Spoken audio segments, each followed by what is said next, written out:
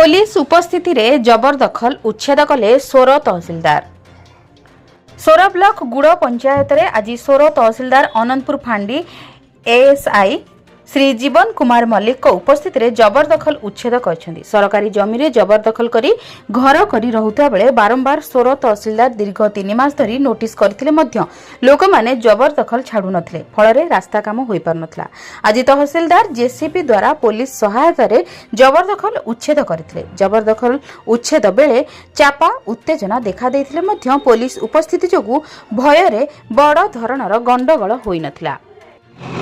दीर्घ दिन समस्या थी बहुत दिन डिस्प्यूट होता जहाँफल कि रास्ता कम कर तेणु आम प्रशासन जिला प्रशासन निर्देशन आम डिमार्केसन कराई आज से पुलिस सहायता आम डिमार्केसन एविक्शन कर